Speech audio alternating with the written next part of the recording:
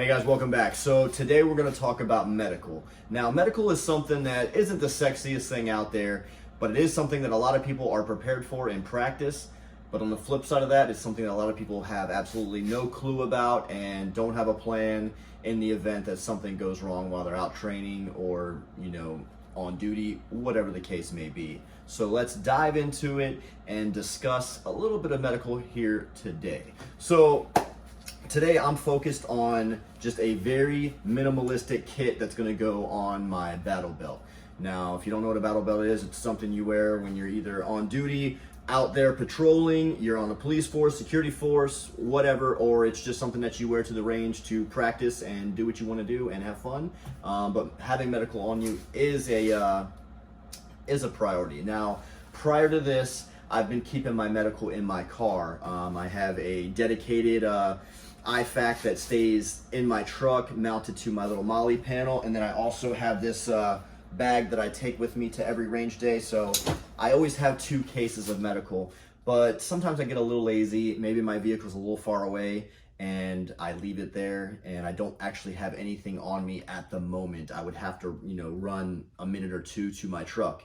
Maybe I'm the one that's down and I'm by myself, and getting to the truck could be more of an effort than I'm able to put out at that moment. But having this on me could potentially save my life until I'm able to get help, or maybe I can sustain the wounds enough to then get to my vehicle and do what I need to do. So I gotta get better, so I'm gonna try to educate you guys as well. I am not EMS certified, anything crazy like that.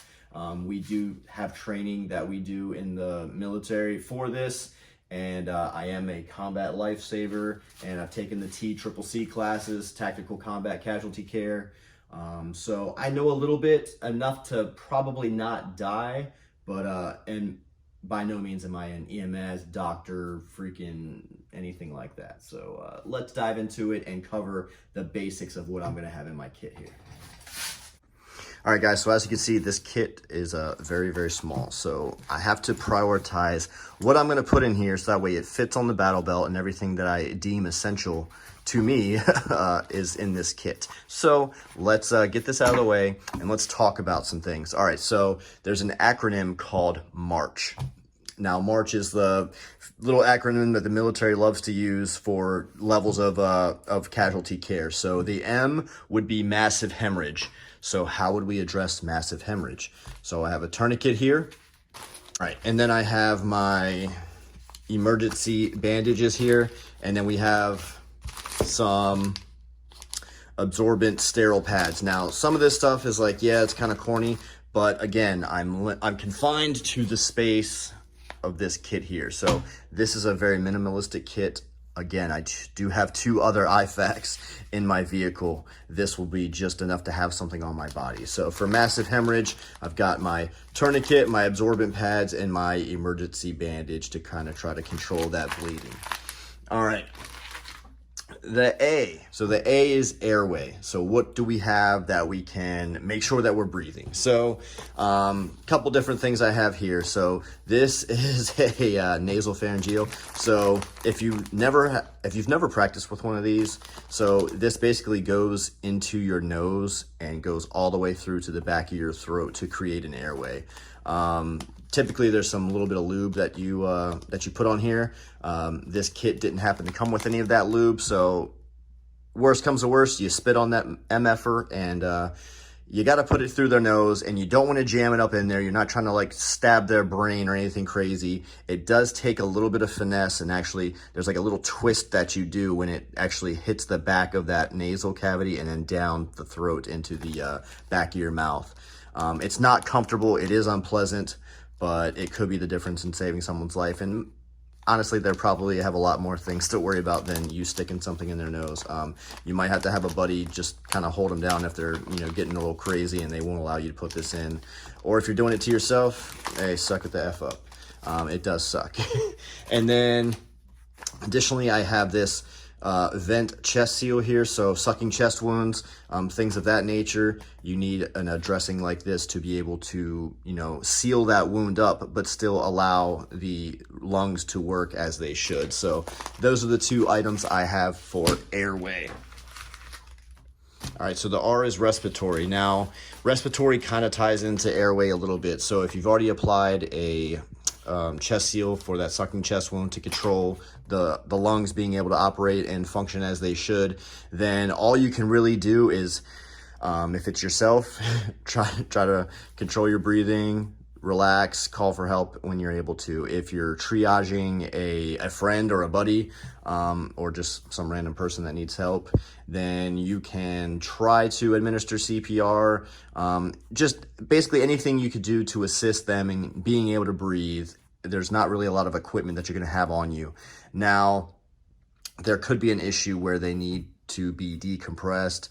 If you're not qualified to do that, do not do that. Do not mess with them. Nobody like, this isn't the movies where you're going to be like, you know, cutting little freaking little slits in their throat, putting a straw in there and helping them breathe, and you decompressing the lungs by jabbing a needle. Like, you're not probably going to be doing that. So just do the best you can, call for help, try to stabilize them, and do the best you can. Really, all this is about is just doing the best you can and prolonging their state until qualified medical personnel can get on the scene and handle business. All right, so next is C, and C is for circulation. Now, circulation in the case of March really refers to shock.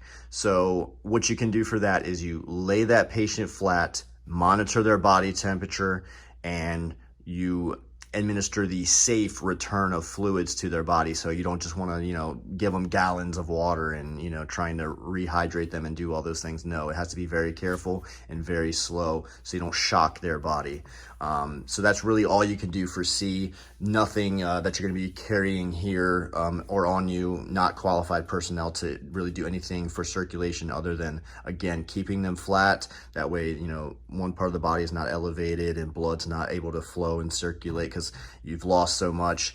Your body's fighting to distribute it where it needs to go to keep those organs functioning. So keep them flat, monitor their body temperature, and administer safe return of fluids.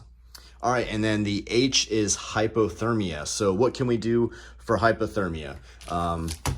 Emergency blanket. These things seem really corny and really cheesy, but they actually do work, and they help you retain about 80% of your body's heat. So definitely something that you want to have on hand, maybe even a couple, because you can't go wrong with keeping that body temperature up. That's the second time I've mentioned body temperature. That obviously correlates back to our previous, the C, which was circulation, maintaining body temperature. So hypothermia is a huge deal, and it's something that a lot of people don't talk about and don't practice, but it's absolutely crucial. Once you've lost so much blood, your body temperature completely plummets. You need to maintain that body heat as best as you can. If that's putting this blanket on and cuddling with your buddy, that's what you got to do. If they got all kinds of nasty, wet clothing on, hey, get that shit off, get body to body, and with this blanket wrapped up, and keep that temperature up. It's absolutely, absolutely critical. All right, so we've gone over all the stages. Now, what is some extra gear that I have here that you're probably gonna need? All right, so I got some trauma shears here, just cut some clothing away, cut bandages, whatever the hell you need.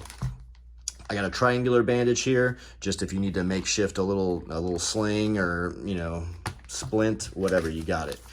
These things, they're pretty much glorified Band-Aids. These are adhesive wound dressings. You can see right here, they're not very big. Just, you know, not everything requires a full-on triage, so maybe you just need a little, stop your little boo-boo so you can keep shooting. Cool. We got some little of this adhesive gauze here just to maintain if you put this bandage on. All right, we got our adhesive stuff to keep everything in place. Some disposable gloves. These aren't the best. You can get yourself some nice quality gloves. This came with the kit. It'll get the job done, but I mean, again, you might want something a little bit better. It's up to you. I got some tape. These bandages here, they do have the little hook system, but sometimes that hook is a piece of crap. Maybe it starts to fail. You break that plastic little hook here. All right, you got some tape to just tape everything down. Whatever.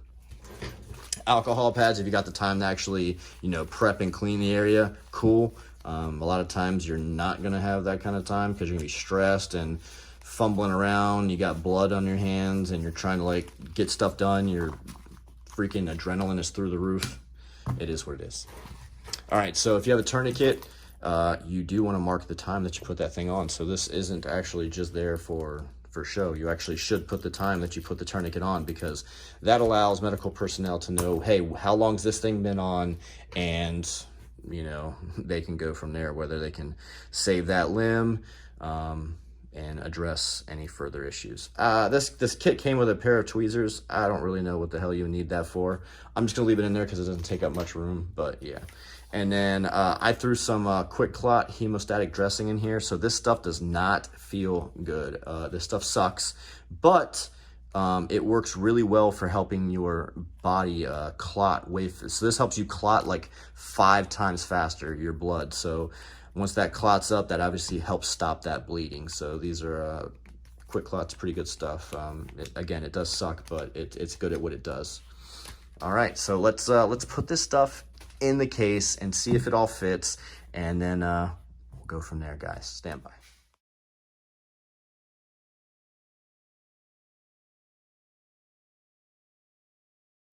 All right, y'all, so before I button this thing up, I just wanted to show you that I got every single thing in here. Obviously, I'm working with space here, so it's not the prettiest, but I did get everything in here. So I got the trauma shears, the absorbent pads, quick clot, alcohol pads, little marker, tweezers, all that stuff back here. My little bandages, triangle bandage, emergency bandage, my little sticky gauze, emergency blanket, sucking chest wound tape, everything we just talked about, minus the tourniquet, but I'll show you that in a second. So I'm going to button this kit up here. We are going to be good too. All right, so everything fit in here, and look how slim and sleek that is. So awesome, doesn't bulge too much. I tried to proportion everything to where it still maintained a relatively like normal looking you know, case. I didn't want one side to be huge circle bulge and the other side's completely flat. So I think I did a pretty good job. Now, all right, tourniquet. Probably one of the most useful items in this entire thing. So it makes sense that it would be a little bit quicker to access, right? So on the bottom of this case here, it's got these 2 little elastic loops. Well, that's where your tourniquet goes. So I am going to go ahead and loop it through here. All right, so my tourniquet stage at the bottom, then I got my nice little clip here, and now everything is completely good. Now, all right, so there's something really cool about this particular IFAK that I wanted to show you guys. So obviously, you see the back here, I got my little attachment to weave through the molly to get it onto my battle belt. Now, I also have an extra one here because I didn't think 2 was enough. I want 3, so that way it's extra sturdy, so I'm adding one of my own personal ones. But anyway, so once that happens, all you have to do is unclip this, and then from your battle belt, you can rip this thing right off. So this part will be mollied in to your battle belt, and then if you need your IFAK, you just rip that thing away, and you don't have to like take your whole belt off and fumble with it and do all that weird stuff. So that's a great feature.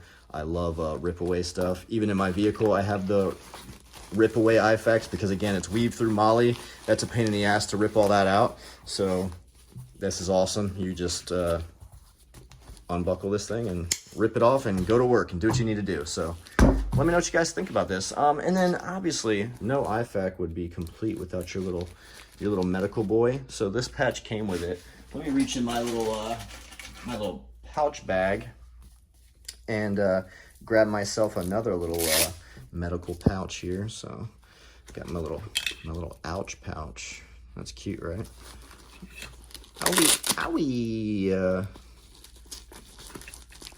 Boom. Now it's official. Now it's an IFAK. IFAK with that. IFAK with this. All right, so let me know what you guys think down in those comments. Like, subscribe, and hey, again, I'm not a fucking doctor, so if you have a better setup and some things that maybe are a little bit more important that I should add and take away, then hey, by all means, put them in the comments. But on the flip side of that, if you're one of those people who just buys the generic kit and doesn't actually go through it and take out what you don't need and add stuff that you do need, then I would probably do that and do a little bit of research. Do not just take my word for it. Again, I'm just a guy. I'm just like you. I might know a little bit of something about something, but I don't know everything about everything. So take that for what it's worth. Hope this helps. Peace.